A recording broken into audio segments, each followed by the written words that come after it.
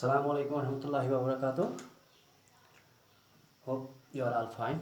Today, this is our fourth anatomy lecture, that is phloem. As you all know, it is we are actually dealing with complex permanent tissue. कल हमने complex permanent tissue में xylem complete किया. Now today we are going to initiate the discussions regarding phloem. As you all know, phloem जो है, it is made for translocation. ये translocation करता है. Translocation of food from source, which is always leaves, to sink. Phloem जो है, it is actually conducting tissue that is responsible for translocation of food from source to sink. Source एक plant में वही जगह होती है जहाँ पर फूड को प्रिपेयर किया जाता है. एक्चुअली क्लोरनकाइमेटस होता है, मतलब उसके पास क्लोरोफिल होता है, फोटोसिंथेसिस करता है, तो उसकी वजह से वो फूड को प्रिपेयर करता है. और सिंक वो जगह है जहाँ पर फूड को इस्तेमाल किया जाता है. सोर्स से सिंक तक फूड को ले जाने के लिए यूटिलाइज फ्लोएम को इस्तेमाल किया जाता है. और फ्लोएम में जो मूवमेंट है, फूड की जो मूवमेंट है, it is by directional movement. Remember it always. Phloem में जो फूड की मूवमेंट जो है, that is by directional. Now, this is actually the phloem. Phloem is responsible for translocation of food from source to sink. The movement of food through the phloem is bidirectional in nature. Now, structurally, anatomically अगर आप देखोगे, एक phloem जो है complex permanent tissue है, and it is composed of 4 types of cells. इसमें होते हैं sieve tubes elements. Next one, it is composed of companion cells. Third one is phloem parenchyma, and the fourth one is phloem fibers. All these cells are having different structure, but all of them are able to coordinate as one unit in order to perform a specific function, because we are dealing with a complex permanent tissue that is composed of different types of cells: sieve tube elements, companion cells, phloem parenchyma, and phloem fibers. These 4 cells together are responsible for a special purpose that is commonly called as translocation. नव से अगर आप देखोगे, सबसे पहली बात जो competitive point इसमें पहले आपको बताना चाहता हूँ, जिम्नोस्पर्म्स में कंपेनियन सेल्स और सिव ट्यूब एलिमेंट्स एब्सेंट होते हैं. In gymnosperms companion cells and sieve tube elements जो है आर एब्सेंट. इसके बदले क्या होता है इनमें? इसके बदले कंपेनियन सेल्स और सिव ट्यूब एलिमेंट्स के बदले इन प्लांट्स में होता है, that is commonly called as albuminous cells. Companion cell के बदले एल्ब्यूमिनस. इंस्टेड दे पोजेस, क्या होता है इनमें एल्ब्यूमिनस सेल्स होती है, एल्ब्यूमिनस सेल्स, और होता है इनमें सिव sales. They do not possess sieve tube elements, but instead they possess sieve cells, and they do not possess companion cells. उसके बदले इनमें होते हैं albuminous cells. ये आपको दिमाग में रखना. This is the need point of view. Gymnosperms में companion cells और sieve tube elements absent है, उसके बदले इनमें होता है, एक होता है albuminous cell and second one is sieve cell. Now, first of all, we are going to discuss what are sieve tube elements. sieve tube elements होते क्या है? sieve tube elements कभी कभी एग्जाम में ये पूछा जाता है, ये सेपरेटली भी पूछा जाता है या एक साथ पूछा जाता है. अगर आप देखोगे, ये सिव ट्यूब एलिमेंट्स जो होते हैं, दीज आर एक्चुअली लॉन्ग या ट्यूब लाइक स्ट्रक्चर्स होते हैं. These are long tube like structures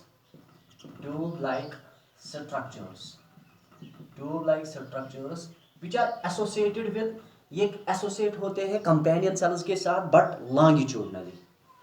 long tube like structures which are associated with, these are associated with companion cells. हर कोई sieve tube element अटैच होता है companion cells के साथ, which are associated with companion cells longitudinally. ये आपको दिमाग में रखना है. Let us suppose, अगर मैं यहाँ पे बताता हूँ, see यहाँ पे है, ये sieve tube element है, this is sieve tube element. अगर आप देखोगे इसके साथ यहाँ पे ये जो longitudinal wall है, it is associated with companion cell. ये यहाँ पे अटैच है कंपेनियन सेल्स के साथ। This is the companion cell. That means यह स्यू ट्यूब एलिमेंट यह स्यू ट्यूब एलिमेंट हसा लॉन्गिट्यूडनली अटैच एसोसिएट करित अकिस कंपेनियन सेल से। नाउ सी यहाँ पे क्या होता है, अब स्यू ट्यूब एलिमेंट्स में ये लॉन्ग होते हैं, ट्यूब लाइक स्ट्रक्चर्स होते हैं and these are associated with companion cells longitudinally. उसके बाद सेकंड मोस्ट इंपॉर्टेंट फीचर जो है, अगर आप देखो कि ये स्यू ट्यूब एलिमेंट जो है, ये जो स्यू ट्यूब एलिमेंट है, इस स्यू ट्यूब एलिमेंट में जो ये एंड वॉल्स होते हैं, these are perforated. The end walls of sieve tube elements are perforated and are commonly called as sieve पलेट्स।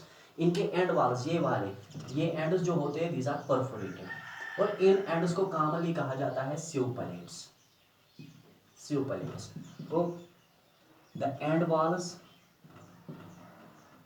Are perforated, वो परफोरेटेड होते हैं and are called sieve plates. उनको sieve पलेट्स कहा जाता है, और you can say they bear sieve areas, that is why we can call it as sieve plate. Sieve means a pore, sieve means a whole.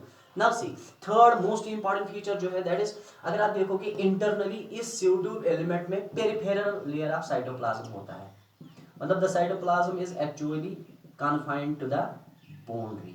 Peripheral layer boundary की तरफ होता है, और एक वैक्यूल भी होता है, central vacuole. This is peripheral layer of cytoplasm and this is a vacuole. उसके बाद इनमें न्यूक्लियस एब्सेंट होता है, दे do not possess nucleus, they possess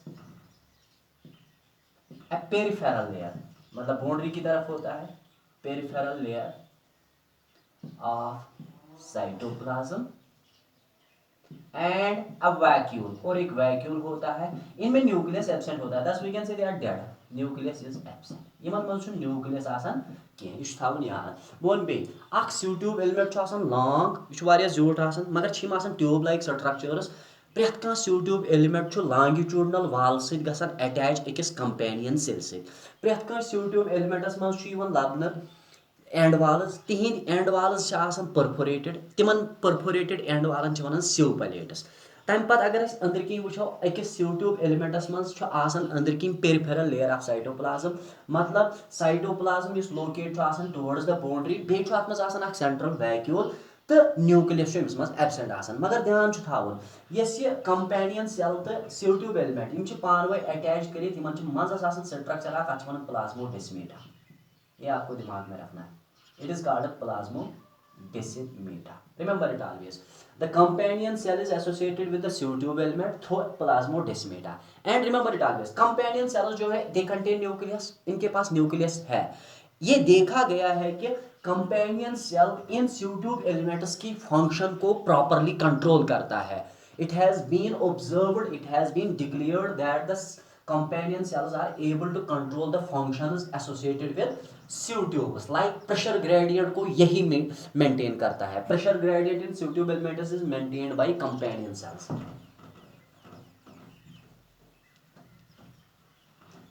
ये companion cell अगर हम देखेंगे, companion cells जो है, companion cells they are associated with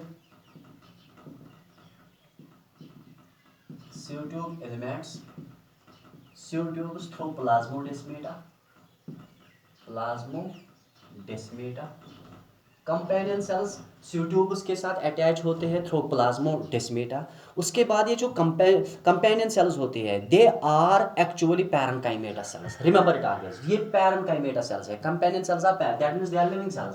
पैरेन्काइमेटा cells, parenchymata cells having an active nucleus, इनके पास न्यूक्लियस होता है।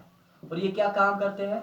इनका काम है to control the functions of, because they do not contain nucleus. अगर आप देखोगे pseudotube एलिमेंट्स में न्यूक्लियस होता ही नहीं है, तो उनकी फंक्शन को कंट्रोल किया जाता है कंपेनियन, इसीलिए इसको कंपेनियन कहा जाता है। Companion means helper to control the functions of pseudotubes। Like अगर आप देखोगे, ये मेंटेन करता है प्रेशर ग्रेडियंट। जो प्रेशर ग्रेडियंट होता है इनमें pseudotubes में, उसको मेंटेन किया जाता है with the help of companion cells. Pressure gradient in pseudotubes is maintained by pressure gradient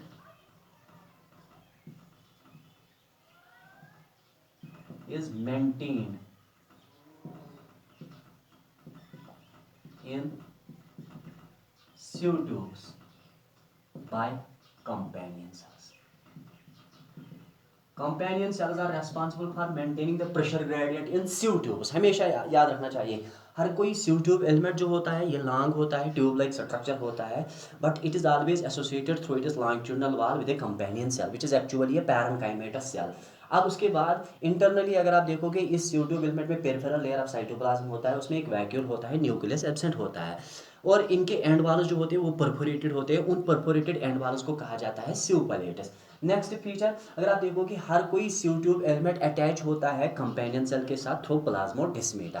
companion cells में न्यूक्लियस होता है और वो पैरेन्काइमेटस होती है, that means they are living cells. It has been observed that companion cells are responsible for controlling the functions और basic metabolism of sieve tube elements. Like pressure gradient in sieve tube elements is maintained by, it is completely maintained by companion cells. उसके बाद phloem fibers which are commonly called as bast fibers, they are sclerenchymatous in nature. phloem fibers, ये बहुत important है, ये phloem fibers है. phloem fibers, सबसे पहली बात जो मैं आपको बताना चाहता हूँ, they are commonly called as bast fibers. The phloem fibers are commonly called as bast fibers, but primary phloem में phloem fibers absent होते हैं. They are present only in secondary phloem. Absent in primary phloem. Primary phloem में नहीं होते, but present in secondary phloem. Secondary phloem में present होते हैं लेकिन प्राइमरी फ्लोएम में एब्सेंट होते हैं. They are sclerenchymatous in nature. ये सिक्लेरेंकाइमेटस होते हैं, remember it always. Primary phloem में एब्सेंट होते हैं और सेकेंडरी फ्लोएम में प्रेजेंट होते हैं. They are sclerenchymatous in nature, that means they are dead. You can say they are dead, क्योंकि मैच्योरिटी के टाइम पे ये अपने प्रोटोप्लाज्म को लॉस करते हैं और उसकी वजह से ये डेड बन जाते हैं. ये फ्लोएम फाइबर्स जो है ये सिक्लेरेंकाइमेटस है, सिक्लेरेंकाइमेटस. और जब ये मैच्योर होते हैं, मैच्योरिटी पे क्या होता है इनमें, एट मैच्योरिटी ये लूज करते हैं, दे लूज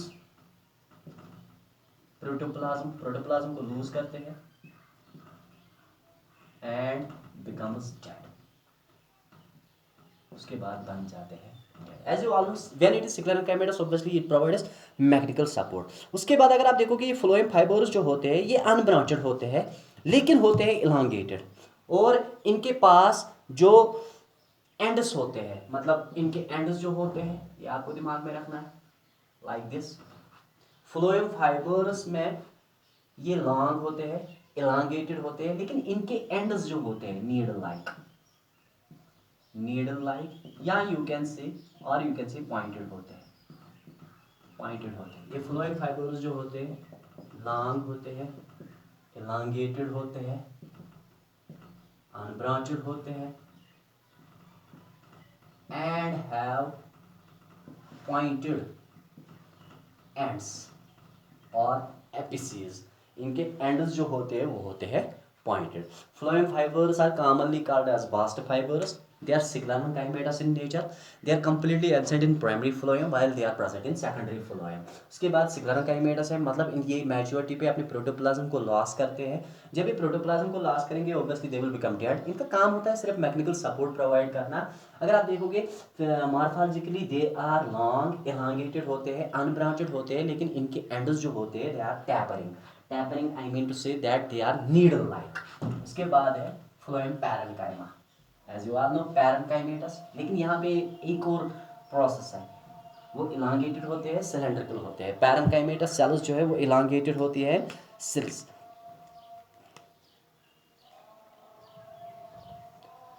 phloem parenchyma जो होता है, phloem parenchyma, first of all it is living, composed of living parenchymatous cells.